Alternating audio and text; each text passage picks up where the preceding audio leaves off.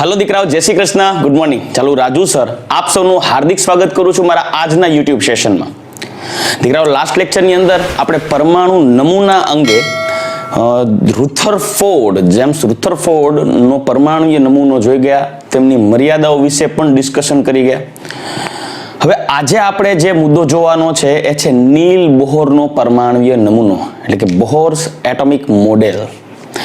દીકરાઓ, નીલ બોહરનો જે પ્રશ્ન હતો કે શા માટે કેન્દ્રની ફરતે રહેલો જે ઇલેક્ટ્રોન છે કે જે કેન્દ્રની ફરતે પરિભ્રમણ કરે છે રુથરફોર્ડના મતાનુસાર, એ શા માટે ફરતો ફરતો કેન્દ્રની અંદર સમાતો નથી? કેમ કે ત્યારે એને કોન્સેપ્ટ કેનો એપ્લાય કર્યો હતો? મેક્સવેલનો.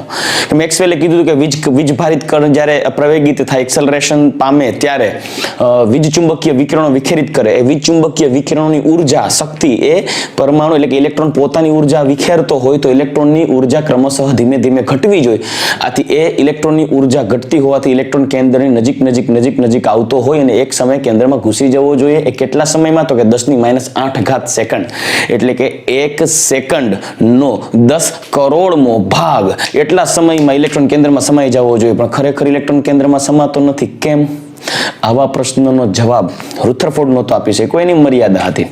બીજું, રુથરફોર્ડની મર્યાદા એ પણ હતી કે તે હાઇડ્રોજન વર્ણપટ કે હિલિયમ વાયુ ભરો કે સોડિયમ વેપર ભરો ત્યારે એમાં સૂર્યપ્રકાશ આપાત કરવામાં આવે તો એમાંથી પસાર થતા વિકિરણો છે, 7 રંગના વિકિરણો પસાર થવાને બદલે કોઈ 1 કે 2 રંગના જ વિકિરણો વિખેરિત થાય, બાકીના વિખેરિત નહોતા થતા, જેને રેખીય વર્ણપટ કહેવાય. આ રેખીય વર્ણપટ પણ સમજાવી નહોતો શકતો. તો આ બધાનું કન્ક્લુઝન, આ બધાની ચોખવટ જેને કહેવાય, જો રુથરફોર્ડનો પરમાણુ નમૂનો ખોટો નહોતો, અપૂરતો હતો, એમાં મર્યાદા હતી. એ મર્યાદાને સંતોષવા માટે અને પરમાણુના બંધારણ અંગે હજી વધુ ચોકસાઈપૂર્વક આગળ વધવા માટે નીલ બોહરનો પરમાણુ નમૂનો આવ્યો. દીકરાઓ, અહીંયા તમારા નોલેજની અને તમારા બ્રેઇનની પરીક્ષા થશે. કેમ કે નીલ બોહરનો પરમાણુય નમૂનો ભણવા માટે પણ એક ડેરિંગ જોઈએ. હું આજે શક્ય હશે ત્યાં સુધી એવા પ્રયત્નો જરૂર કરીશ કે નીલ બોહરનો પરમાણુ નમૂનો સમજાવી દઉં. નીલ બોહરનો પરમાણુ નમૂનો આજના એક લેક્ચરમાં પૂર્ણ થશે નહીં, પરંતુ આપણે શક્ય તેટલું ભણશું. પછી નેક્સ્ટ લેક્ચરમાં આપણે નીલ બોહરનો પરમાણુ નમૂનો પૂરો કરશું. આજે આ નીલ બોહરના પરમાણુ નમૂનામાં આપણે કઈ બાબતો શીખવી છે, પહેલા એ વાત તો જાણવી પડશે ને. તો નીલ બોહરના પરમાણુ નમૂનામાં આપણે ટોટલ એક ઇલેક્ટ્રોન છે એ કેન્દ્રની ફરતે ક્યાં રહેલો હોય, તેનો માર્ગ ક્યાં છે. બીજું, એ ચોક્કસ પ્રવેગી ગતિ કરતો, અચળ પ્રવેગી ગતિ કરતો ઇલેક્ટ્રોન કોઈ ચોક્કસ માર્ગમાં કેન્દ્રની ફરતે ફરતો હોય તો તેનો માર્ગ કયો છે, જેને આપણે કક્ષા કહીએ છીએ. કક્ષા વિશેનો ખ્યાલ આવશે. ત્યાર પછી આપણે ચર્ચા કરશું એ કક્ષામાં ફરતા ઇલેક્ટ્રોનની ઉર્જા કેટલી, કેન્દ્રથી ઇલેક્ટ્રોનનું અંતર, એટલે કે જેને કહેવાય ને પરમાણુની ત્રિજ્યા, એ ત્રિજ્યા કેટલી, એટલે કે તમે કોઈ પણ એક કક્ષામાં ઇલેક્ટ્રોન હોય તો એ કક્ષાથી કેન્દ્ર વચ્ચેનું અંતર કેટલું છે, એ અંતર માપવા માટે પણ, બરાબર, આજે આપણે પોઈન્ટનો ડિસ્કસ કરીશું. ત્યાર પછી માન્ય કક્ષામાં ઇલેક્ટ્રોન ફરતો હોય ત્યારે ઇલેક્ટ્રોનનો વેગ કેટલો હશે, એ વેગ વિશે ચર્ચા કરશું. ત્યાર પછી કોઈ પણ ઇલેક્ટ્રોનની સ્થિતિજ ઉર્જા કેટલી, ગતિજ ઉર્જા કેટલી, ઇલેક્ટ્રોનની કુલ ઉર્જા કેટલી, એના વિશે પણ ચર્ચા કરશું અને બોહર પરમાણુ નમૂનો પૂરો કરશું.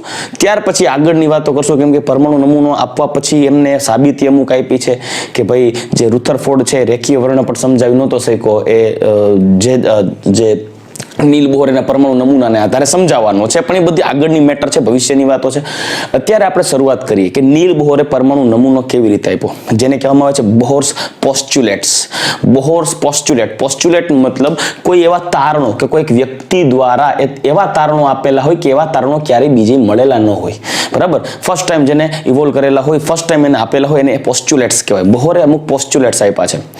બોહરે એવું કીધું કે ભાઈ રુથરફોર્ડના મતાનુસાર છે ઇલેક્ટ્રોન કેન્દ્રની ફરતે ફરે છે, પણ એ ઇલેક્ટ્રોન કેન્દ્રની ફરતે કોઈ ચોક્કસ માર્ગમાં ફરે છે, અચળ પ્રવેગી ગતિ કરે છે, ચોક્કસ માર્ગમાં ફરે છે.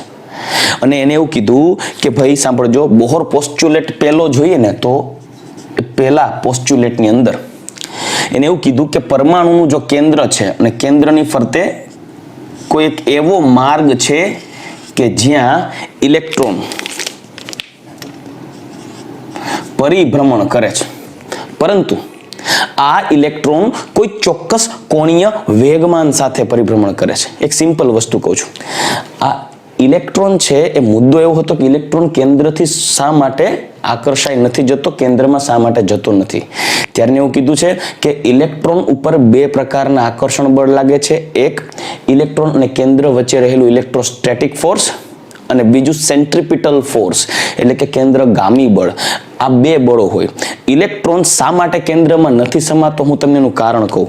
નીલ બોહરે એવું કીધું કે જો ખાલી ઇલેક્ટ્રોન છે એ ઇલેક્ટ્રોન કેન્દ્રની અંદર આકર્ષાતો હોત, ખાલી ઇલેક્ટ્રોન આકર્ષાતો હોત તો ઇલેક્ટ્રોન કેન્દ્રમાં સમાઈ જાત. પણ ખરેખર ઇલેક્ટ્રોન છે એ જ્યારે ભ્રમણ કરે છે ત્યારે જેટલું આકર્ષણ બળ કેન્દ્ર દ્વારા લાગે છે તેટલું તે સ્પર્શકની દિશામાં ભાગતો હોય છે.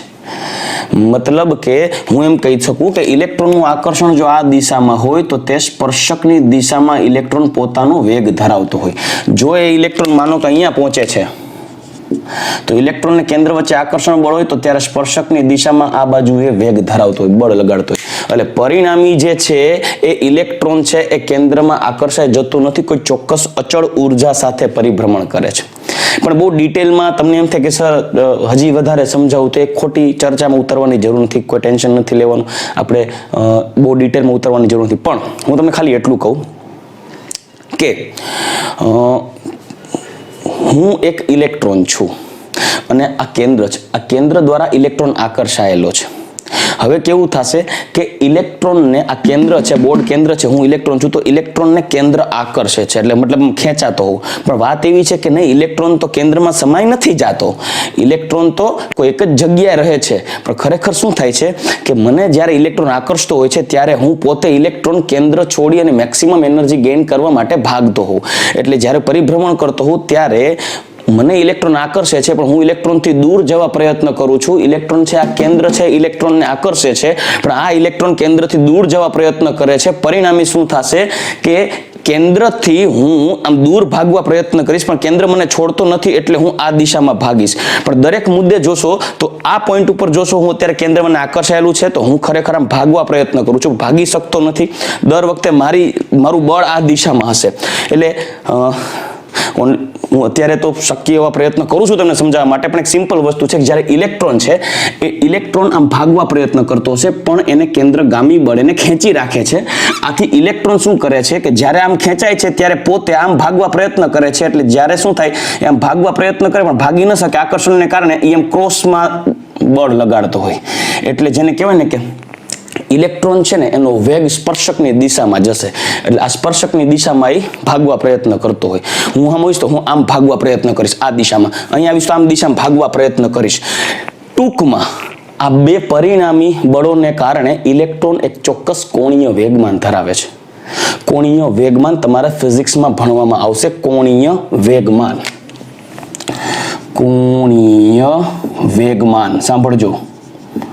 કોણીય વેગમાનને તમે ઓમેગા દ્વારા પણ દર્શાવી શકો, જે સદિશ રાશિ છે ઓમેગા બરાબર mvr. ડિટેલમાં તમારે ડિસ્કસ કરવાનું થશે ફિઝિક્સમાં. એમ એકચ્યુઅલી કોણીય વેગમાન p ઇન્ટુ r થશે, p ઇન્ટુ r, જ્યાં r એટલે શું થશે કેન્દ્રથી ઇલેક્ટ્રોનનું અંતર અને આ જે ઇલેક્ટ્રોન છે એનું દળ m અને એના સ્પર્શકની દિશામાં વેગ v. તો m ઇન્ટુ v એટલે થઈ જાય p. વેગમાન બરાબર દળ ગુણ્યા વેગ. તો અહીંયા કિંમત મૂકો તો ઓમેગા બરાબર mvr થાય. આને કહેવાય કોણીય વેગમાન. નીલ બોહર એવું કહે છે, ખાસ સાંભળજો, નીલ બોહર એવું કહે છે, સાંભળજો, m એટલે ઇલેક્ટ્રોનનું દળ, v ઇલેક્ટ્રોનનો વેગ, r એ ઇલેક્ટ્રોનનું કેન્દ્રથી અંતર. નીલ બોહર એવું કહે છે કે રુથરફોર્ડે એવું કીધું, સાંભળજો મારી વાતને, કાન ખોલીને સાંભળજો, મગજના દરવાજા ખુલ્લા રાખજો. રુથરફોર્ડે એવું કીધું કે કેન્દ્રની ફરતે ઇલેક્ટ્રોન પરિભ્રમણ કરતો હોય. મતલબ કેન્દ્રની ફરતે ગમે ત્યાં ફરતો હોઈ શકે. રુથરફોર્ડે ચોખવટ તો નથી કરી કે ઇલેક્ટ્રોન કેન્દ્રની ફરતે ક્યાં ક્યાં ફરે છે. રુથરફોર્ડે તો એવું જ કીધું કે ઇલેક્ટ્રોન કેન્દ્રની ફરતે પરિભ્રમણ કરે છે. તો હવે જો હું રુથરફોર્ડને માનું ને તો આ છે કેન્દ્ર અને આ છે કેન્દ્રની ફરતેનો એક એવો વિસ્તાર. તો આ એક વિસ્તાર હું માની લઉં કે આ એક વિસ્તાર છે. તો રુથરફોર્ડની મતાનુસાર એ ઇલેક્ટ્રોન અહીંયા પણ પરિભ્રમણ કરતો હોઈ શકે, એ અહીંયા પણ હોઈ શકે, અહીંયા પણ હોઈ શકે, અહીંયા પણ હોઈ શકે. રેન્ડમ ઇલેક્ટ્રોન ગમે ત્યાં ઘૂમરા મારી શકે, કેમ કે ઇલેક્ટ્રોન રુથરફોર્ડે તો એવું કીધું કે ઇલેક્ટ્રોન છે કેન્દ્રની ફરતે ફરે છે. કયા માર્ગમાં, કઈ કક્ષામાં, એને કોઈ ચોખવટ કરેલી નથી. પણ જ્યારે મોડર્ન સાયન્સ ડેવલપ થયું ત્યારે જે નીલ બોહર, એકચ્યુઅલી એમનો આ જે પોસ્ચ્યુલેટ્સ છે એ કોઈ ટૂંક સમયમાં કે વિધિન 2 or 3 મંથ્સમાં એને કોઈ પોસ્ચ્યુલેટ્સ નહોતા આપ્યા, એને વર્ષો કાઢીને એક આ વાતને પ્રૂવ કરવા માટે પ્રેક્ટિકલી એક્સપેરિમેન્ટ્સ દ્વારા અનુભવોનું તારણો મૂકેલું છે કે રુથરફોર્ડ એવું કહે છે કે કેન્દ્રની ફરતે ઇલેક્ટ્રોન ગમે ત્યાં હોઈ શકે, પણ રિયાલિટી એવી છે જ નહીં. કેમ કે ઇલેક્ટ્રોન ગમે ત્યાં આંટા મારતો હોય, કેન્દ્રની ફરતે ગમે ત્યાં પરિભ્રમણ કરતો હશે તો ઇલેક્ટ્રોનનું કોઈ પણ કોણીય વેગમાન આવી શકે. ફરતો હોય ત્યારે એનો કોણીય વેગમાન આવું થાય mvr, જ્યાં વેગ v છે એ ઇલેક્ટ્રોનનો જે એના માર્ગ છે એને સ્પર્શકની દિશામાં એનો વેગ હશે. બરાબર? તો એકચ્યુઅલી આ 90 ડિગ્રી થશે. એટલે એકચ્યુઅલી જો એક્ઝેક્ટલી તમે સદિશ રાશિ લેશો તો આવી રીતે સદિશ રાશિ આવે, એમાં જે p છે એ mv sin થીટા થશે અને થીટા 90 ડિગ્રી લેશો એટલે 1 થઈ જશે. એટલે બહુ ડિટેલમાં ડિસ્કસ નથી કરતો, ફિઝિક્સમાં નથી ઉતરતો બહુ, નહીતર ત્યાં મારી પાછી મારી લિમિટેશન આવી જાય. પણ હું સિમ્પલ તમને ખાલી કહી દઉં ટૂંકમાં કેમેસ્ટ્રી રિલેટેડ કે ભાઈ કોણીય વેગમાન ઓમેગા બરાબર mvr. રુથરફોર્ડ, પાછો બોલું, રુથરફોર્ડ એવું કહે છે કે કેન્દ્રની ફરતે ઇલેક્ટ્રોન ગમે ત્યાં ફરે છે, પરિભ્રમણ કરે છે, ગમે ત્યાં. તો ગમે ત્યાંનો મતલબ કેન્દ્રની ફરતે એ ક્યાંય પણ હોઈ શકે. પણ નીલ બોહર શું કહે છે? નીલ બોહર એવું કહે છે કે નહીં, રુથરફોર્ડ સાહેબે ત્યાં વાત પૂરી નથી કરી, અધૂરું રાખ્યું છે, પૂરતી ચોખવટ નથી કરી. ઇલેક્ટ્રોન કેન્દ્રની ફરતે મન પડે ત્યાં ન ગોઠવાય, મન પડે ત્યાં નહીં ગોઠવાઈ શકે. ઇલેક્ટ્રોન કેન્દ્રની ફરતે કોઈ ચોક્કસ શક્તિ સ્તરમાં જ ગોઠવાય, ચોક્કસ ઉર્જા સ્તરમાં જ ગોઠવાય, ચોક્કસ માર્ગમાં જ ગોઠવાય, મન પડે ત્યાં નહીં. હું એમ કહી શકું કે દાખલા તરીકે એક અહીંયા પાટલો રાખેલો છે, એક પાટલો અહીંયા રાખેલો છે, એક પાટલો અહીંયા રાખેલો છે, એક પાટલો અહીંયા રાખેલો છે. પાટલો છે, એમાં કોઈ વ્યક્તિને ઊભા રાખવાના છે. તો એ વ્યક્તિને કહેવામાં આવે છે કે ભાઈ જો પાટલા ઉપર જ ઊભા રહેજો, બાકી બધે મગર છે, તમારો જીવ જશે. તો વ્યક્તિ ક્યાં ઊભો રહેશે? પાટલા ઉપર જ ઊભો રહેશે. સાંભળજો, હું વ્યક્તિને ઇલેક્ટ્રોન તરીકે કન્સિડર કરીશ. વ્યક્તિને ઇલેક્ટ્રોન તરીકે કન્સિડર કરીએ તો આ કેન્દ્ર છે, કેન્દ્રની ફરતે આ પાટલા રાખેલા છે. તો નીલ બોહર એવું કહે છે કે કોઈ ચોક્કસ પાટલાઓ ઉપર જ વ્યક્તિઓ ઊભા રહી શકે. એ વ્યક્તિ આ બે પાટલાની વચ્ચે કોઈ દી નહીં જોવા મળે. અને નીલ બોહર એવી કઈ વાત જ નથી કરી. નીલ બોહર એવું કીધું કે વ્યક્તિઓ છે એ આ કેન્દ્રની ફરતે ગમે ત્યાં, મતલબ આટલા એરિયામાંથી ગમે ત્યાં ઇલેક્ટ્રોન રહી શકે, એટલે વ્યક્તિઓ રહી શકે. મતલબ એના જેવું હતું કે પાટલાને બદલે ચટાઈ પાથરી દીધી, રેન્ડમ તમારે ગમે ત્યાં ઊભા રાખવું ત્યાં રહી શકે. પણ એ વાત ખોટી છે. રુથરફોર્ડના મતાનુસાર ઇલેક્ટ્રોન ગમે ત્યાં હોય તો ઇલેક્ટ્રોન અહીંયા પણ હોઈ શકે, અહીંયા પણ હોઈ શકે, અહીંયા પણ હોઈ શકે. પણ રિયાલિટી એવી છે કે એવું છે જ નહીં. કેમ કે પ્રત્યેક ઇલેક્ટ્રોન કોઈ ચોક્કસ કોણીય વેગમાન ધરાવે છે, ચોક્કસ કોણીય વેગમાન. જો ઇલેક્ટ્રોન કેન્દ્રની ફરતે મન પડે એ દિશાએ ગોઠવાયેલો હોય, મન પડે એ જગ્યાએ ગોઠવાયેલો હોય, તો તમે પ્રેક્ટિકલી વિચારો જોઈએ. હું આ ઇલેક્ટ્રોનનું અહીંયા અંતર વિચારું, r થાય, આનું અંતર અહીંયા r થાય, આનું અંતર અહીંયા r થાય, અહીંયા આનું અંતર r થશે, આનું અંતર અહીંયા r થશે, આનું અંતર અહીંયા r થશે, અહીંયા r થશે. તો તમને વિચાર કરો કેટલા બધા કોણીય વેગમાન મળવાની સંભાવના રહી શકે દીકરાઓ ઇલેક્ટ્રોનના. કેમ કે પ્રત્યેક ઇલેક્ટ્રોનના માર્ગને તમે સ્પર્શકની દિશામાં એનો વેગ વિચારી અને તમે ગણતરીઓ કરો તો તમને જુદી કેટલી બધી કોણીય વેગમાનની કિંમતો મળવાની શક્યતાઓ હોઈ શકે. પણ પ્રેક્ટિકલી એટલી બધી કોણીય વેગમાનની વેલ્યુ ધરાવતા ઇલેક્ટ્રોન મળતા જ નથી, પરંતુ કોઈ ચોક્કસ કોણીય વેગમાન ધરાવતા ઇલેક્ટ્રોન જ જોવા મળે છે. સાંભળજો, કોઈ ચોક્કસ કોણીય વેગમાન ધરાવતા ઇલેક્ટ્રોન જોવા મળે છે. આની જેમ મન પડે એમ નહીં. એટલે આવું કોણ કહેતું હતું? રુથરફોર્ડ. પણ નીલ બોહરે શું કીધું? નીલ બોહરે આવું કીધું, સાંભળજો, નીલ બોહર એને તો મસ્ત વાત કીધી. નીલ બોહરે એવું કીધું કે કેન્દ્રની ફરતે કોઈ ચોક્કસ વર્તુળાકાર પાથમાં જ ઇલેક્ટ્રોન પરિભ્રમણ કરે છે. એ મજા આવે ત્યાં નહીં હોય. એટલે રુથરફોર્ડ એવું, સોરી, નીલ બોહર એવું કહે છે કે કાં તો ઇલેક્ટ્રોન અહીંયા હોઈ શકે, કાં તો ઇલેક્ટ્રોન અહીંયા હોઈ શકે, કાં તો ઇલેક્ટ્રોન અહીંયા હોઈ શકે. આ બે ચોક્કસ માર્ગની વચ્ચે ક્યાંય નહીં હોય. મતલબ નીલ બોહરના મતાનુસાર, એટલે પોસ્ચ્યુલેટ 1 છે ને જ કન્ટિન્યુ કરું છું હજી. તો નીલ બોહરના મતાનુસાર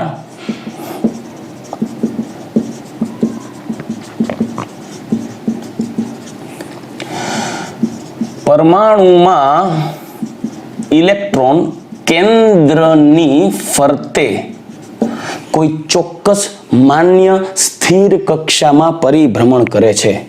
કોઈ ચોક્કસ માન્ય એટલે કે સ્વીકાર્ય સ્થિર કક્ષા, એને શક્તિ સ્તર પણ કહી શકાય, શક્તિ સ્તર માં પરિભ્રમણ કરે છે. તો રુથરફોર્ડે એવી ચોખવટ નહોતી કરી. જો આના ઉપર તમે વિચારી શકો છો, બે રુથરફોર્ડે એવું કીધું છે કે આ કેન્દ્રની ફરતે ઇલેક્ટ્રોન ગમે ત્યાં હોય. નીલ બોર કે ના ના ના, ગમે ત્યાં હોય તો ગમે એવા કોણીય વેગમાન વાળા ઇલેક્ટ્રોન મળવા જોઈએ ને. પણ ગમે એવા કોણીય વેગમાન વાળા ઇલેક્ટ્રોન નથી મળતા. કોઈ ચોક્કસ વેલ્યુ વાળા, ચોક્કસ કોણીય વેગમાન વાળા ઇલેક્ટ્રોન જોવા મળે છે. કોઈ કોણીય વેગમાન છે હમણાં જોશું આપણે. મતલબ નીલ બોહર એવું કહે છે કે ભાઈ કોઈ પણ પરમાણુમાં જ્યારે ઇલેક્ટ્રોન વિશે તમે જાણશો તો એ ઇલેક્ટ્રોન કોઈ ચોક્કસ કોણીય વેગમાનનું મૂલ્ય ધરાવે છે. રેન્ડમ કોઈ પણ કોણીય વેગમાન નથી ધરાવતો. મતલબ ચોક્કસ કોણીય વેગમાન હોય, મતલબ એનું કોઈ ચોક્કસ ઠામ ઠેકાણું હોય, મન પડે ત્યાં આટા નહીં મારતો હોય. એ કોઈ ચોક્કસ યોગ્ય જગ્યા, યોગ્ય શક્તિ સ્તર, યોગ્ય માન્ય કક્ષામાં જ પરિભ્રમણ કરતો હશે.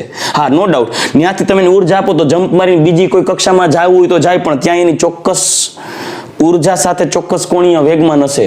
એટલે નીલ બોહરના મતાનુસાર આ નીલ બોહર એવું કહે છે, આ રુથરફોર્ડ હતો જે ખોટો થયો, નીલ બોહર હતો એવું કહે છે કે ઇલેક્ટ્રોન કેન્દ્રની ફરતે કોઈ ચોક્કસ વર્તુળાકાર માર્ગમાં જ, આ વર્તુળાકાર માર્ગ જેને શું કહેવાય? કક્ષા અથવા તો ઉર્જા સ્તર, શક્તિ સ્તર માં ઇલેક્ટ્રોન પરિભ્રમણ કરે છે. જ્યાં શક્તિ સ્તર એટલે કે આ જે કક્ષાઓ છે એ શક્તિ સ્તર એટલે કે પ્રત્યેક કક્ષાની ઉર્જા જુદી જુદી છે. આ કક્ષાની ઉર્જા કરતા આ કક્ષાની ઉર્જા કરતા આ કક્ષા, એના પછીની ઉર્જા ક્રમશઃ ઇલેક્ટ્રોનથી જેમ જેમ કક્ષા દૂર જતી જાય તેમ તેમ તેની ઉર્જા વધતી જાય, અને એ ઉર્જા તેમાં રહેલા ઇલેક્ટ્રોનને કારણે હશે. આની કક્ષા, આ કક્ષાની ઉર્જા કેટલી હોય તો કે આ ઇલેક્ટ્રોનની જેટલી હશે એટલી જ આ કક્ષાની ઉર્જા હશે ને, કેમ કે તો જે ઇલેક્ટ્રોનમાં ભ્રમણ કરી શકે ને. આ ઇલેક્ટ્રોનની ઉર્જા છે, આ ઇલેક્ટ્રોનની ઉર્જા જેટલી હશે એટલી જ આ કક્ષાની ઉર્જા હશે કેન્દ્રની ફરતે. હા, આ ઇલેક્ટ્રોનની ઉર્જા આ ઇલેક્ટ્રોન જેટલી થઈ જાય તો ઇલેક્ટ્રોન ઠેકડો મારીને અહીંયા આવશે, પણ અહીંયા જ આટા મારશે, વચ્ચે ક્યાંય નહીં મારે. તમને એમ થાય કે ના ના સર, આ ઇલેક્ટ્રોનની ઉર્જા આના જેટલી થવાને બદલે આના કરતા વધારે અને આના કરતા ઓછી રહે તો ઇલેક્ટ્રોન જમ્પ જ નહીં મારે. ઇલેક્ટ્રોન તો જ ઠેકડો મારશે અહીંયા કે આની જે ઉર્જા છે એમાંથી આના જેટલી ઉર્જા થાય. મતલબ જોયું, ઇલેક્ટ્રોન મજા આવે ત્યાં રોકાણ નથી કરવાનો. આ બહુ સોફિસ્ટિકેટેડ વ્યક્તિ છે ને, સારી એવી હોટલ દેખાડશો તો જ રહેશે, મન પડે અહીંયા લોજમાં નહીં રહી જાય. રુથરફોર્ડે એવું કીધું નથી. રુથરફોર્ડે એવું કીધું ઇલેક્ટ્રોન ગમે ત્યાં રોકાઈ જાય, કે ના, ઇલેક્ટ્રોન તો બહુ વ્યવસ્થિત વ્યક્તિ છે, એ મન પડે જગ્યા રોકાય નહીં, એ તો ચોખ્ખી એવી સારી એવી હોટલોમાં જ રોકાય. એટલે ઇલેક્ટ્રોન કોઈ ચોક્કસ વર્તુળાકાર માર્ગ ઉપર ગતિ કરે છે, પરિભ્રમણ કરે છે, તેને કહેવામાં આવે છે શક્તિ સ્તર અથવા તો ઉર્જા સ્તર. આ શક્તિ સ્તર ને n વડે દર્શાવાય, જે n બરાબર 1 હોઈ શકે, 2, 3, 4, 5 ગમે હોઈ શકે ને, અપ ટુ ઇન્ફાઇનાઇટ. કોઈ પણ ઇલેક્ટ્રોન જેમ જેમ કેન્દ્રથી દૂર જતો જાય કક્ષા બદલતો જશે. જેને સંજ્ઞા સ્વરૂપે કીધેલું છે n બરાબર 1 એટલે k, l, m, n, o up to આગળ. આ રીતે સંજ્ઞા આપેલી છે. આ કેન્દ્રની ફરતે પહેલી કક્ષા હોય તો k, આ l, આ m, ચોથી કક્ષા હોય તો n. ઓકે,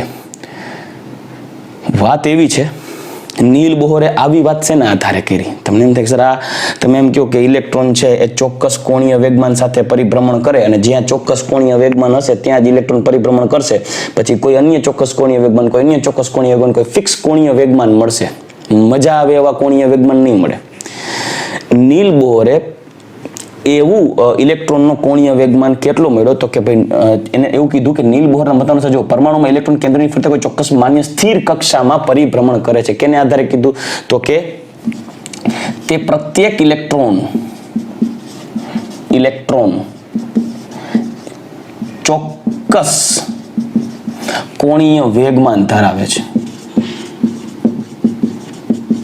મેં પહેલા જ કીધું કે ઇલેક્ટ્રોનને મજા આવે એવા કોણીય વેગમાન નહીં હોય, કોઈ ચોક્કસ કોણીય વેગમાન હશે, ફિક્સ કોણીય વેગમાન હશે. કેટલો? તો કોણીય વેગમાન, ઇલેક્ટ્રોનનો કોણીય વેગમાન mvr બરાબર nh/2π. કોણીય વેગમાન mvr is equal two nh/2π. સાંભળજો. હવે જ્યાં n બરાબર કક્ષાનો ક્રમ, એટલે કે n બરાબર 1 2 3 4 અપ ટુ, મતલબ તમને કેવા ઇલેક્ટ્રોન જોવા મળે, એટલે તમને કેન્દ્રની ફરતે નીલ બોહરે એવું કીધું કે તમને કેન્દ્રની ફરતે મજા આવે એવા ઇલેક્ટ્રોન નહીં હોય, આ ખોટા ફાકા ફોજદારી કરી ગયા, આવું કઈ નહીં હોય. કોઈ ચોક્કસ કોણીય વેગમાન ધરાવતા ઇલેક્ટ્રોન જોવા મળશે. જો ઇલેક્ટ્રોન કક્ષા નંબર 1 માં હોય તો તેનો કોણીય વેગમાન mvr બરાબર h/2π હોય, જ્યાં n બરાબર 1 થાય. જો ઇલેક્ટ્રોન બીજી કક્ષામાં હોય તો એના માટે n બરાબર 2 થાય, તો એનો કોણીય વેગમાન mvr બરાબર 2h/2π, n બરાબર 2 2h/2π એટલે h/π થાય. જો n બરાબર 3 લેશો તો mvr એ ઇલેક્ટ્રોનનો કોણીય વેગમાન થાય. n બરાબર 3 હોય તો ત્રીજી કક્ષામાં જે ઇલેક્ટ્રોન હોય એનો કોણીય વેગમાન થાય 3h/2π. જોયું? જો n બરાબર 4 હોય તો mvr કેટલું થાય ઇલેક્ટ્રોન માટે? 4h/2π એટલે કે 2h/π. તો જેમ કક્ષા બદલશે એમ તમને કેન્દ્રની ફરતે કેવા ઇલેક્ટ્રોન જોવા મળશે? તો એ ઇલેક્ટ્રોન આવા નહીં જોવા મળે 1.5h/2π. સમજાઈ ગયું? કોઈ રેન્ડમ વેલ્યુ નહીં મળે, કોઈ ફિક્સ એમાઉન્ટ મળે, ફિક્સ વેલ્યુ મળે છે. ઇલેક્ટ્રોનના કોણીય વેગમાનની ફિક્સ વેલ્યુ મળે છે, જે છે h/2π, અથવા તો એ ઇલેક્ટ્રોન h/π જેટલો કોણીય વેગમાન ધરાવતો હોય તો સમજી લેવાનું કે ઇલેક્ટ્રોન કોઈ બીજી કક્ષામાં છે, કોઈ ફિક્સ જગ્યા ઉપર છે. કોઈ ઇલેક્ટ્રોનનો કોણીય વેગમાન 3h/2π હોય તો એ ત્રીજી કક્ષામાં છે, કોઈ ચોક્કસ જગ્યામાં છે. કોઈ ઇલેક્ટ્રોન એવો હોય કે જે 2h/π જેટલો કોણીય વેગમાન ધરાવે તો ચોથી કક્ષામાં છે. મજા આવે એવી વેલ્યુઓ નથી કે પોઈન્ટમાં કે ફ્રેક્શનમાં કે અહીંયા 0.5h/2π ને 1.5h/2π ને 3.5h/2π ને 2.5h/2π ને એવા કોઈ કોણીય વેગમાન નથી મળતા. કોઈ ચોક્કસ કોણીય વેગમાનની વેલ્યુ ધરાવતા ઇલેક્ટ્રોન કેન્દ્રની ફરતે જોવા મળેલા હતા. નીલ બોહરને મળ્યા એટલે દેખાણા નહોતા, એક્સપેરિમેન્ટલી એને એવું અનુભવ લીધો અને એને આધારે કીધું કે ભાઈ પાક્કું. રુથરફોર્ડ સાહેબ એવું કીધું કે કેન્દ્રની ફરતે ઇલેક્ટ્રોન ગોઠવાયેલા હોય તો એ ચોખ્ખી વાત કીધી નથી. એને જેને કહેવાય ને ગડબડ ગોટો પરમેશ્વર મોટો એવી વાત કરી નાખી. રિયાલિટી એવી છે કે કેન્દ્રની ફરતે ઇલેક્ટ્રોન હોય, ખોટું નથી, પણ એ કોઈ ચોક્કસ માન્ય શક્તિ સ્તર એટલે કે ચોક્કસ કક્ષામાં જ રહેલા હોય છે અને એ કક્ષામાં ઇલેક્ટ્રોન કોઈ ચોક્કસ કોણીય વેગમાન સાથે ફરતો હોય અને એ કોણીય વેગમાન કેટલું હોય? nh/2π. તો જે છે કે નીલ બોહરના મતાનુસાર પરમાણુમાં ઇલેક્ટ્રોન કેન્દ્રની ફરતે કોઈ ચોક્કસ માન્ય સ્થિર કક્ષા અથવા શક્તિ સ્તરમાં પરિભ્રમણ કરે છે. તે પ્રત્યેક ઇલેક્ટ્રોન ચોક્કસ કોણીય વેગમાન ધરાવે છે. કેટલું હોય ઇલેક્ટ્રોનનું કોણીય વેગમાન? mvr = nh/2π. દીકરાઓ, આને કહેવામાં આવે છે બોહર્સ ક્વોન્ટાઇઝેશન. Bohr quantization. અને શું કહેવામાં? સાંભળજો, બોહર ક્વોન્ટાઇઝેશન. ખાસ સાંભળજો, નીલ બોહરે આ વાત કરી, બોહર ક્વોન્ટાઇઝેશન. ઓકે, જોજો તમને આમાંથી એવા ક્વેશ્ચન્સ આવી શકે કે ભાઈ નીચેના પૈકી કયો કોણીય વેગમાન ઇલેક્ટ્રોન માટે શક્ય નથી? તો આવું આપી શકે કે ભાઈ h/2π, પછી માનો કે 3h/2π, કે પછી 3h/પાઈ, બરાબર, કે પછી 1.5h/2 તો કયું શક્ય નથી? તો જો 3h/2 ક્યારે થાય? તો કે ભાઈ એક કામ કરવાનું, આને nh/2 સાથે સરખાવી લ્યો h/2, બરાબર. તો હવે વિચાર કરો, આ h/2 ક્યારે થયું હોય? તો n બરાબર શું હોય? 1 હોય તો.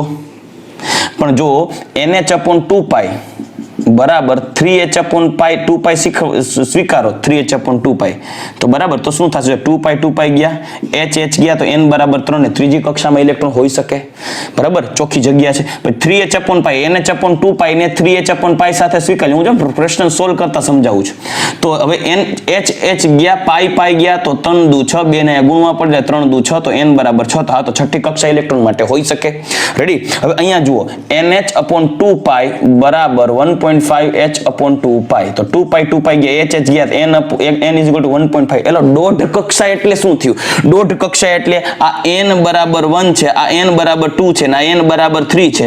આ પહેલીમાંથી બીજીની વચ્ચેનો વિસ્તાર દોઢ કક્ષા કહેવાય. તો પ્રેક્ટિકલી પોસિબલ જ નથી. અહીંયા ઇલેક્ટ્રોન જિંદગીમાં ન હોય. આ એરિયાને કહેવાય નોડ. અને શું કહેવાય? નોડ. નોડ એટલે એવો અવકાશ, એવી જગ્યા કે ત્યાં ઇલેક્ટ્રોન હોવાની સંભાવના 0 હોય. એટલે આ પ્રેક્ટિકલી પોસિબલ નથી. તો આ ખોટું થાય. આ 3 સાચા. બોહર ક્વોન્ટાઇઝેશન, દીકરાઓ હિસ્ટ્રી ક્રિએટ કરી દીધી. પરમાણુમાં ઇલેક્ટ્રોનના સ્થાન અંગેની ઘણી ખરી ચોખવટ નીલ બોહરના આ ક્વોન્ટાઇઝેશન થિયરીને આધારે પ્રૂફ થાય. અને બોહર ક્વોન્ટાઇઝેશન કે તમને એમ થાય બોહર ક્વોન્ટાઇઝેશન એટલે ક્વોન્ટાઇઝેશનનો મતલબ એવું થાય કે અવેલેબલ ઇન ફિક્સ એમાઉન્ટ. શું? અવેલેબલ ઇન ફિક્સ એમાઉન્ટ એટલે કે કોઈ ચોક્કસ મૂલ્ય ધરાવતા ઇલેક્ટ્રોન, એટલે કે ઇલેક્ટ્રોનનું કોણીય વેગમાન કોઈ ચોક્કસ મૂલ્ય ધરાવતું મળે. એનો મતલબ એવો થાય, મતલબ કે પ્રત્યેક ઇલેક્ટ્રોન તેના કોણીય વેગમાનનું ચોક્કસ મૂલ્ય ધરાવતા હોય છે. મજા આવે એવું નહીં હોય, કોઈ ફિક્સ વેલ્યુ હોય, ફિક્સ કોણીય વેગમાન હોય, એને કહેવાય બોહર ક્વોન્ટાઇઝેશન. તમને એમ થાય નીલ બોહરે તો ભૂકા કાઢી નાખ્યા. અરે વિચારો તો ખરા, નીલ બોહરને નહીં પ્રશ્ન થયો હોય જેમ તમને પ્રશ્ન થયો હોય કે હે સર એવું કેમ? nh/2 જ કેમ? કંઈક નવું કાઢો ને. nh/π, nh/3, nh/4, nh²/2, n²h/π. અરે પાઈ નું હોય તો તમને ઈ નીલ બોહરને ખબર કેમ પડી કે ઈ ઇલેક્ટ્રોનનો કોણીય વેગમાન nh/2 ના જ ગુણકમાં હોય? થાઉજન મેં કીધું, રાજુ સાહેબે કીધું, તમે સ્વીકાર લીધું. કેમ? તો કે રાજુ સાહેબે સ્વીકાર લીધું હશે. ના, એને વાત તો થવી જોઈએ ને. નીલ બોહરને પ્રશ્ન થવો જોઈએ, આપણને પ્રશ્ન થવો જોઈએ આડું આ nh/2 કેમ? નો ડાઉટ ત્યારે સ્વીકારી લીધું, બધા સ્વીકારી લીધું. ઇવન નીલ બોહરે પણ દુનિયાને કહી દીધું કે ભાઈ કોઈ પણ ઇલેક્ટ્રોન nh/2 ના જ ગુણકમાં કોણીય વેગમાન ધરાવે છે, એટલે એને આધારે એનું કોઈ ફિક્સ કોણીય વેગમાનની વેલ્યુઝ જોવા મળશે. જો n બરાબર 1 હશે તો h/2, n બરાબર 2 હોય તો h/π, n બરાબર 3 હોય 3h/2, n બરાબર 4 હોય તો 4h/2, એટલે કે 2h/π. કોઈ ચોક્કસ વેલ્યુ મળશે. કોની? કોણીય વેગમાનની. કેના કોણીય વેગમાનની? તો ભાઈ ઇલેક્ટ્રોનના. તો નીલ બોહરને પ્રશ્ન થયો કે ભાઈ આ nh/2 ક્યાંથી આવ્યો? પોતાનામાં મર્યાદા ઊભી કરતા શીખાય. જો દુનિયામાં શીખ મીડિયામાંથી કે દુનિયામાં એવી જ વ્યક્તિ આગળ જઈ શકે અને દુનિયામાં એવી જ વ્યક્તિ હિસ્ટ્રી ક્રિએટ કરી શકે કે જે પોતાની જ ભૂલો ગોતતો હોય, દુનિયાની નહીં. પોતાની જ ભૂલ ગોતે અને પોતાની આ મળેલી વસ્તુ છે એમાં પોતે જ શીખે કે આવું મને આવું ક્યાંથી મળ્યું? મેં દઈ તો દીધું ગામને, પણ કેમ આવ્યું? શું કરવાને એવું? કેમ થયું? બિચારાએ ત્યાર પછી ઘણી ખરી વેલ્યુઝ પ્રોવાઈડ કરી, પણ એટલે કે આગળ સંશોધનો ઘણા આપ્યા, આગળ હજી જેનું પોસ્ચ્યુલેટ છે એને ઘણા આગળ આપ્યા, પણ એ બેચારો ક્લિયર ન કરી શક્યો કે nh/2 mvr ઇલેક્ટ્રોનનો કોણીય વેગમાન mvr nh/2 ક્યાંથી આવ્યું? તો એમણે મદદ લીધી આલ્બર્ટ આઇન્સ્ટાઈનની. કેમ કે એ ત્યાર સમયનો જેને કહેવાય ને કે ખૂંખાર સિંહ હતો, કે એ બોલી દે એટલે ભગવાનના શબ્દો, એમ કે ભાઈ કે એટલે એવું હોઈ શકે. કેમ કે સૌથી મોસ્ટ જીનિયસ સાયન્ટિસ્ટમાંથી એને ગણાવતા. પણ જેને કહેવાય ને કે ત્યારે એવાય પાછા માથાઓ હતા કે આઇન્સ્ટાઈનની ખોટા પાડતા, એનો વિરોધ કરતા. આગળ વાત કરશું હિસ્ટોરિકલ જ્યારે પોઈન્ટ આગળ જાસ્તું એમ આવશે. પણ મુદ્દો એ છે કે નીલ બોહરે આઇન્સ્ટાઈનને કીધું કે સાહેબ આવું કેમ? આ નો ડાઉટ આપણે કોણીય વેગમાન NH/2π આપી દીધો છે ઇલેક્ટ્રોન માટે, અને છે તે પ્રેક્ટિકલી એની વેલ્યુઝ મળે છે, પણ શું કરવાને NH/2π જ એનો રસ્તો શોધી આપશો. તો આઈન્સ્ટાઈને કીધું છે. Okay, very good. હું તમને ભવિષ્યમાં સજેશન આપીશ મને જ્યારે કોઈ સ્ટ્રાઇક થશે ત્યારે. એટલે પ્રશ્ન આઈન્સ્ટાઈન પાસે હતો. હવે આઈન્સ્ટાઈન એવું આન્સર આપે છે, ભવિષ્યમાં એને આપ્યો છે, ક્યારે આપે છે, શું આપે છે, શું આન્સર હતો એ આપણે પણ પછી જોશું, અને આપણે થોડુંક સરપ્રાઈઝ રાખશું. બરાબર. હવે આગળ વધીએ. આ તો આપણે થઈ ગયું બોહર ક્વોન્ટાઇઝેશન, એટલે કે સૂત્ર થયું. સૂત્ર હું જરાક અહીંયા ટપકાવી દઉં છું કે mvr = NH/2π, જ્યાં n બરાબર કક્ષાનો ક્રમ. સોરી, હું નીચે લખું થોડું અહીંયા લખું છું mvr = NH/2π, જ્યાં n બરાબર કક્ષાનો ક્રમ. ચાલો, રેડી. હવે આગળ વધીએ. આપણે નેક્સ્ટ મુદ્દો જોઈએ કે ભાઈ બોહર ક્વોન્ટાઇઝેશનને આધારે એ તો પ્રૂફ થઈ ગયું કે ઇલેક્ટ્રોન કોઈ ચોક્કસ માન્ય શક્તિ સ્તરમાં પરિભ્રમણ કરે છે, કોઈ ચોક્કસ કક્ષામાં ઇલેક્ટ્રોન પરિભ્રમણ કરે છે. મજા આવે એ કોઈ માર્ગમાં નહીં હોય, કોઈ ચોક્કસ કક્ષા છે, લાઈક n બરાબર 1 2 3 4 5 એક્સેટ્રા. કેમ ખબર પડી? તો કે NH/2π ને આધારે જે n બરાબર કક્ષાનો ક્રમ આપી દીધો. ક્યાંથી આવ્યું? નીલ બોરની ખબર નહોતી, આઈન્સ્ટાઈન હોપી દીધો કેસ. હવે પ્રશ્ન થાય કે જો ભાઈ તમે કોઈ કક્ષા નક્કી કરી કે ઇલેક્ટ્રોન છે પહેલી કક્ષામાં છે, બીજી કક્ષામાં છે, ત્રીજી કક્ષામાં છે, તો એ કક્ષાનું કેન્દ્રથી અંતર કેટલું હોય? લાઈક ચોથી કક્ષામાં ઇલેક્ટ્રોન છે તો એ ચોથી કક્ષામાં રહેલા ઇલેક્ટ્રોનનું કેન્દ્રથી અંતર કેટલું, કે ત્રીજી કક્ષામાં રહેલા ઇલેક્ટ્રોનનું કેન્દ્રથી અંતર કેટલું. એટલે કોઈ માન્ય કક્ષા n નું કેન્દ્રથી અંતર, અથવા તો જેને કહેવાય ને કે પરમાણુય ત્રિજ્યા, એને ત્રિજ્યા કહે. લાઈક બાહ્ય પરમાણુની બાહ્ય કક્ષા ત્રીજી હોય તો n બરાબર 3 ત્રીજી કક્ષાનું કેન્દ્રથી અંતર લેવામાં આવે, એની પરમાણુય ત્રિજ્યા કહેવાય. તો તમારે ટૂંકમાં ઇલેક્ટ્રોનનું કેન્દ્રથી અંતર r, કેન્દ્રથી અંતર r એટલે કે કક્ષાનું કેન્દ્રથી અંતર, અથવા એને ત્રિજ્યા કહી શકાય. જો કક્ષા બાહ્ય કક્ષા હોય તો, પણ બાહ્ય કક્ષા ન હોય તો એને અંતર માપી શકાય. n બરાબર બીજી કક્ષા હોય તો એનું ઇલેક્ટ્રોન કેન્દ્રથી અંતર જોતું હોય તો, n બરાબર પહેલી કક્ષા હોય તો એનું કેન્દ્રથી અંતર જોતું હોય તો એને અંતરને કહી શકું r. તો એ r કેટલું એ સાબિત કરવા માટે એને બીજો પોસ્ચ્યુલેટ આપ્યો કે ઇલેક્ટ્રોન કેન્દ્રની ફરતે કક્ષામાં હોય તો કક્ષાથી કેન્દ્રનું અંતર કેટલું હોય. તો હવે એને શું કીધું કે જો ખાસ સાંભળજો, હું તમને ત્રિજ્યા નું સૂત્ર આપીશ, હમણાં સાબિત કરી દઈશ. ડાયરેક્ટ તમારે એ સૂત્ર યાદ રાખવાના છે. હું જે સાબિતી આપું છું એ સાબિતી યાદ રાખવાની જરૂર નથી, એટલે બહુ કોઈ ટેન્શન ના લેતા.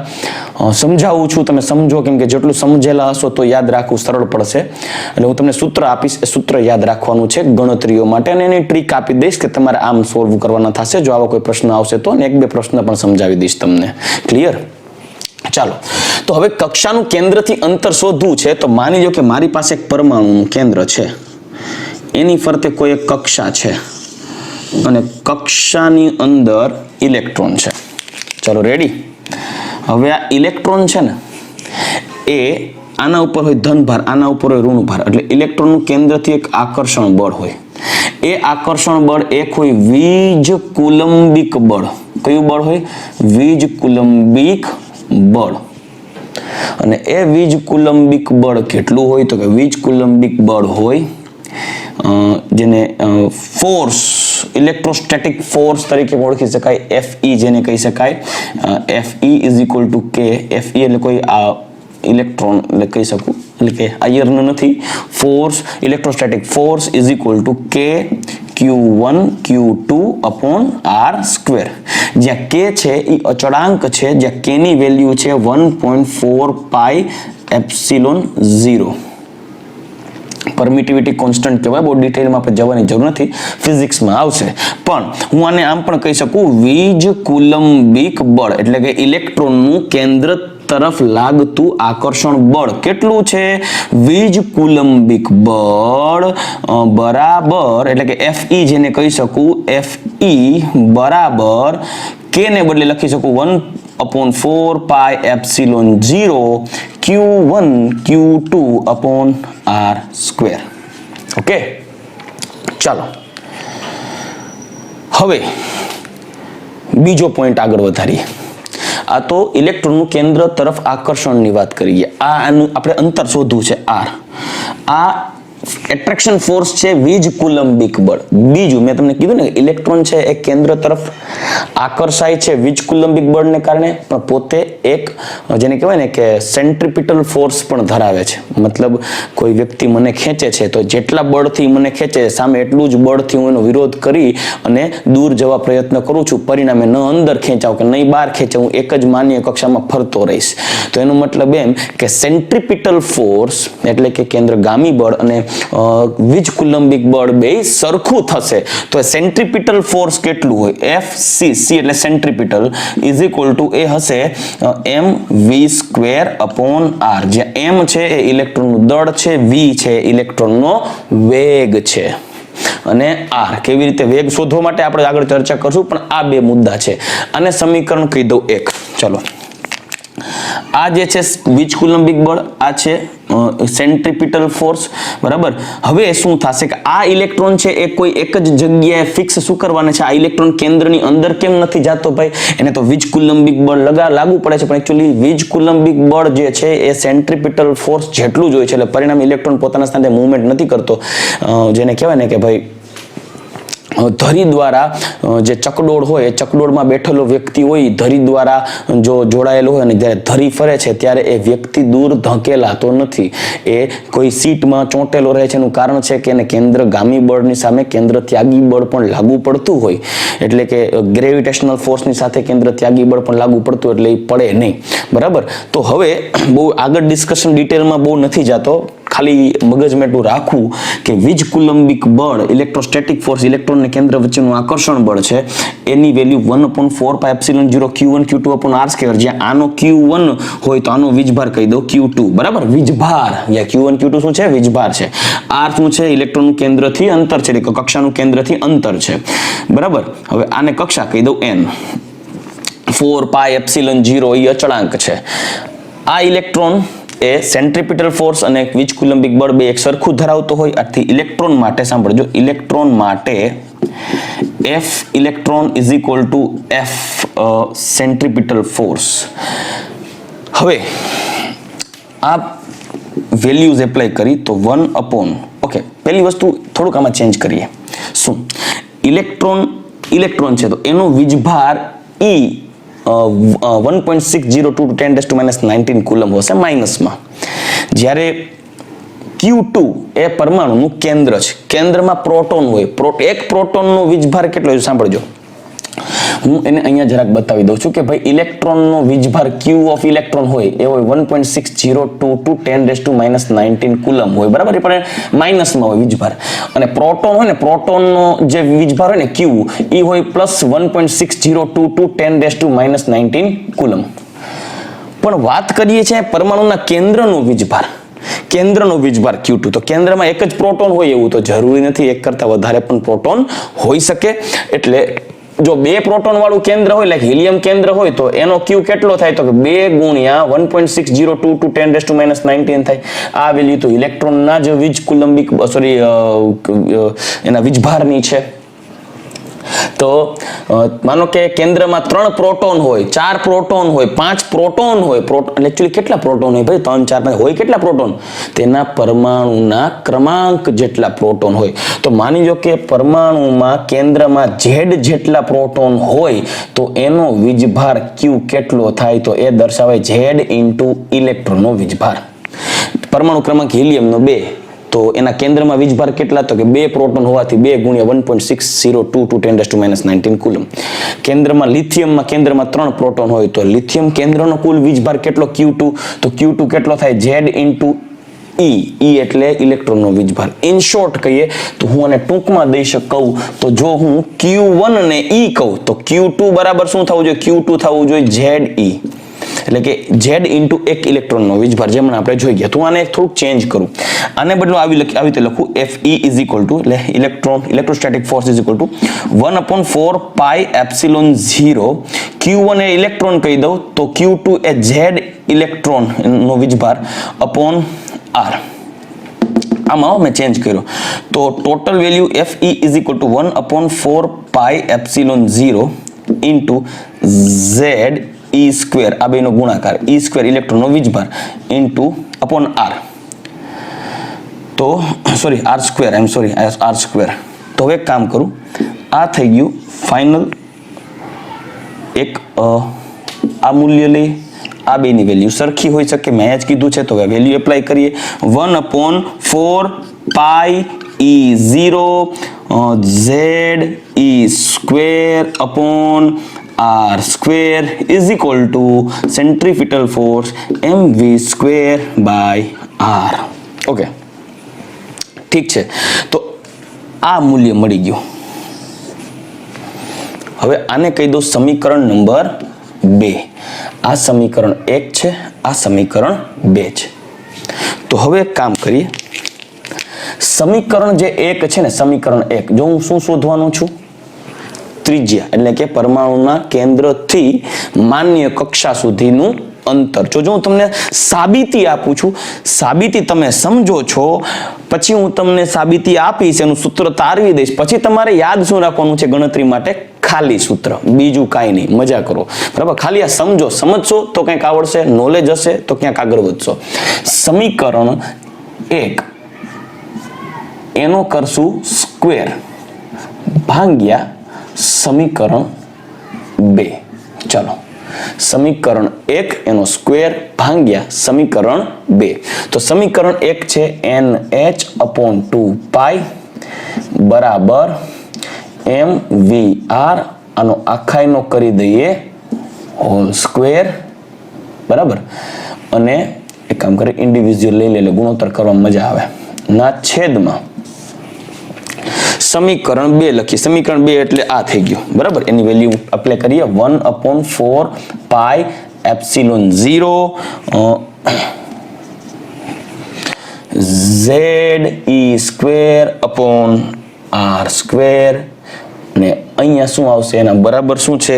mv square upon R. હવે એક કામ કરીએ, છેદનો છેદ અંશમાં લઈ લઈએ, આનો સ્ક્વેર લગાડી દઈએ અને વેલ્યુઝ ઓવરઓલ ટોટલ લખી દઈએ. તો માટે હું અહીંયા જો સાબિતી આપું છું, n સ્ક્વેર, તમને સમજે એના માટે પેન થોડીક ચેન્જ કરતો જાઉં. n સ્ક્વેર, બહુ ધ્યાનથી જોજો, n સ્ક્વેર h સ્ક્વેર 4, 2 નો વર્ગ થાય ને, 4 પાઈ સ્ક્વેર. ચાલો રેડી. હવે આ જો છેદનો છેદ આવે અંશમાં, તો ઉપર કોણ ગુણાઈ જશે? ઉપર ગુણાઈ જશે 4 પાઈ એપ્સિલોન 0 ઇન્ટુ R સ્ક્વેર. અને છેદમાં શું રહેશે? છેદમાં રહેશે 1 ઇન્ટુ Z E સ્ક્વેર. ચાલો સામે m square v square R square, છેદનો છેદ અંશમાં, એટલે અહીંયા કરી નાખું R. આ કાળો R આવ્યો, છેદનો છેદ અંશમાં, ના છેદમાં m, આ કાળિયો એમ આવ્યો, m v સ્ક્વેર. હવે સામે જેટલા મરે એટલા મરવી નાખો.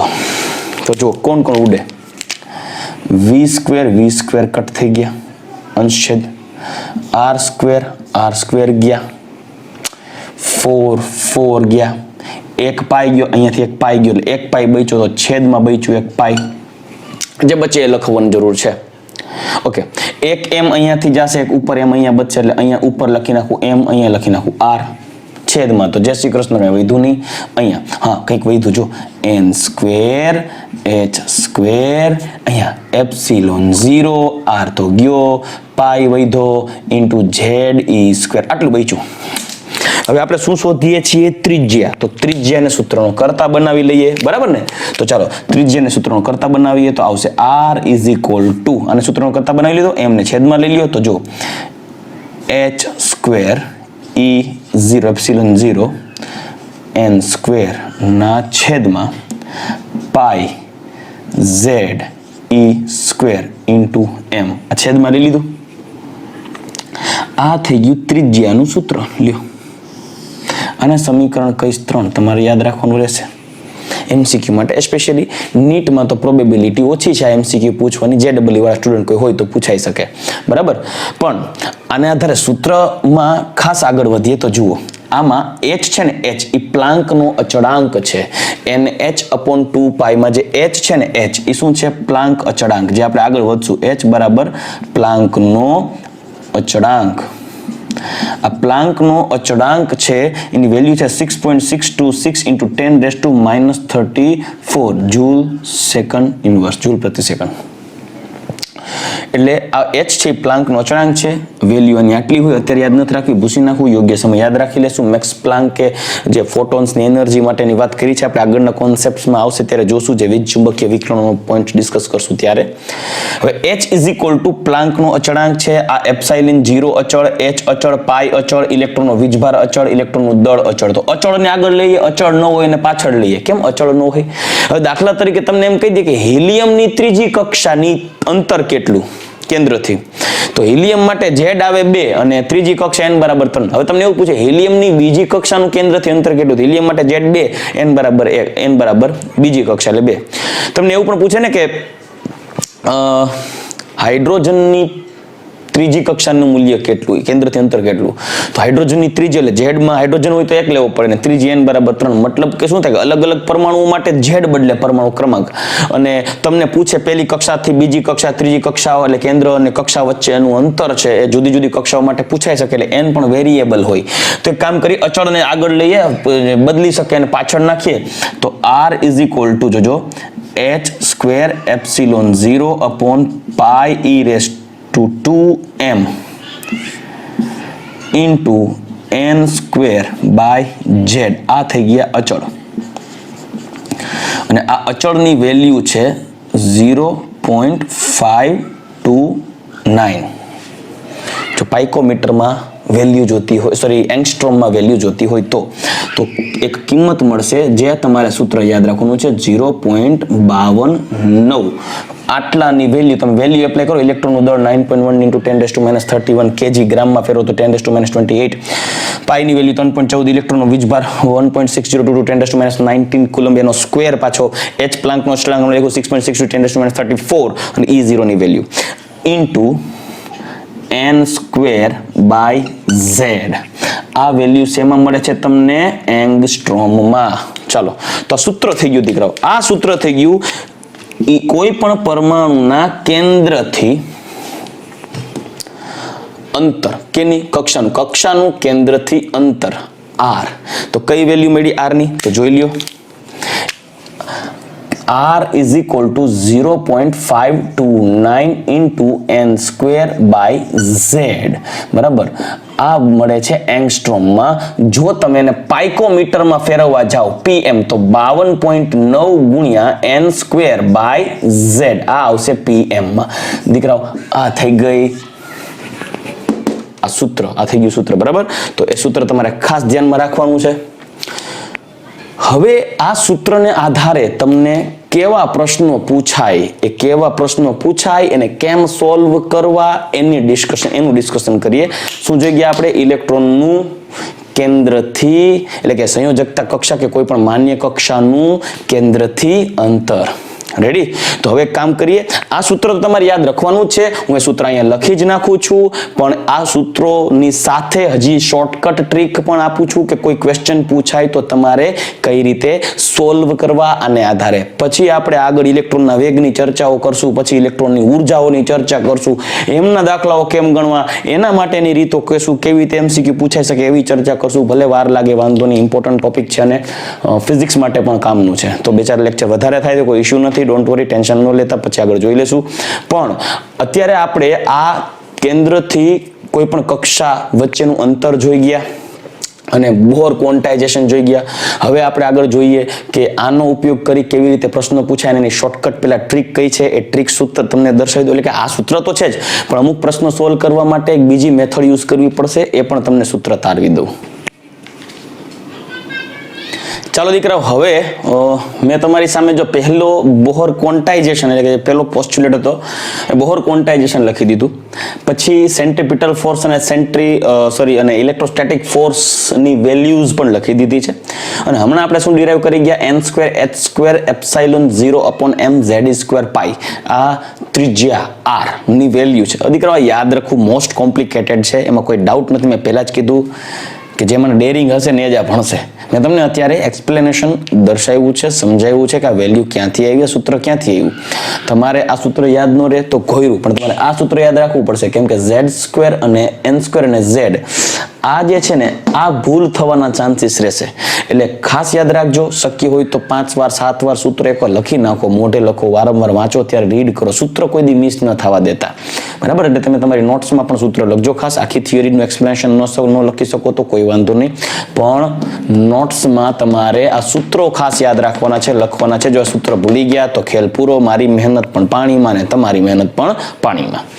ઓકે, હવે આ સૂત્રને આધારે કેમ દાખલા સોલ્વ કરો, હું શું કરીશ, 1 by 1 બોહરના કોન્સેપ્ટ પોસ્ચ્યુલેટ લેતો જઈશ અને એને અનુસંગત અમુક પૂછાતા MCQs પણ સોલ્વ કરાવતો જઈશ. એટલે તમને થોડીક ગ્રીપ રહે.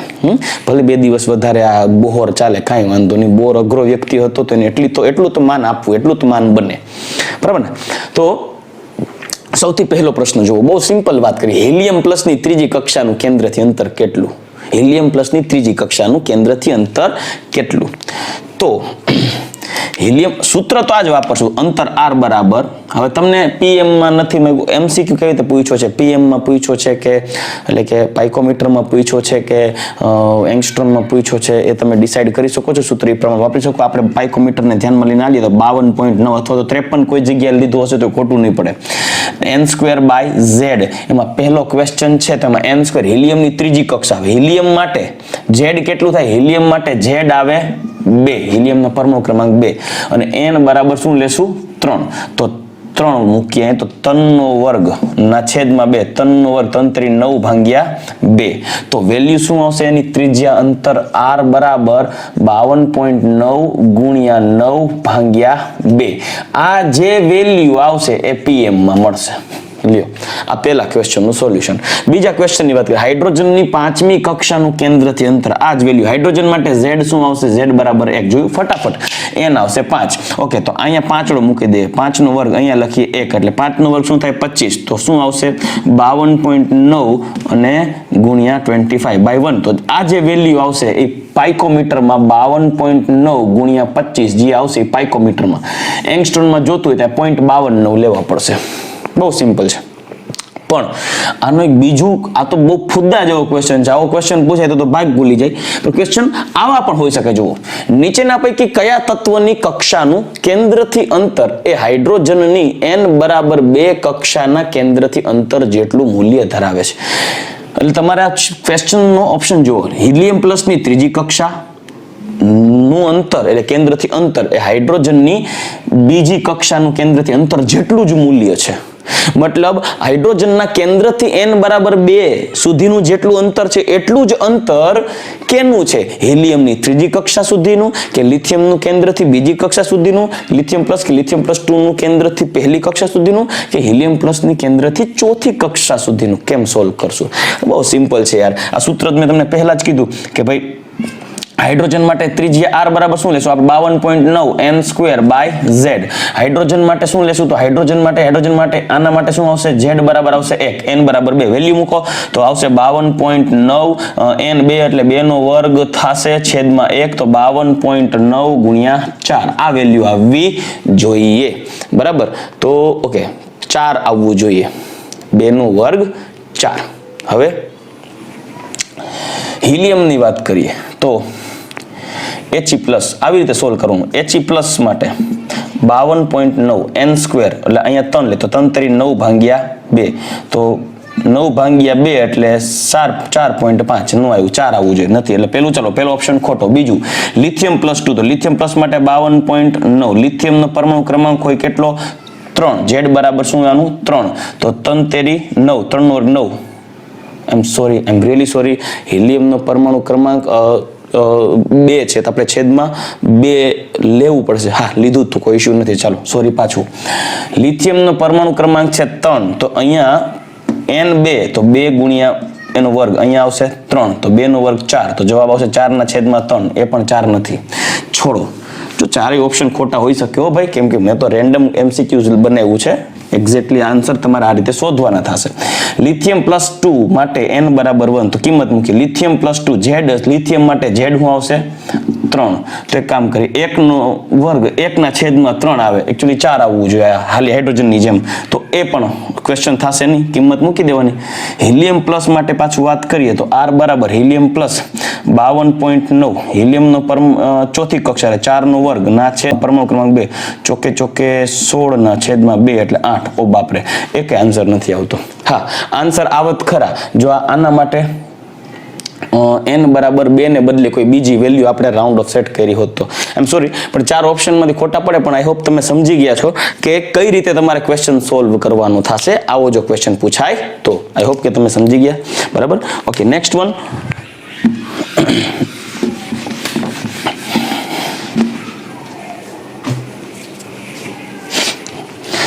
હિલિયમ પ્લસ ની બીજી કક્ષાથી કેન્દ્રનું અંતર xpm છે. એટલે હિલિયમ પ્લસ માટે બીજી કક્ષાથી કેન્દ્રનું અંતર xpm છે.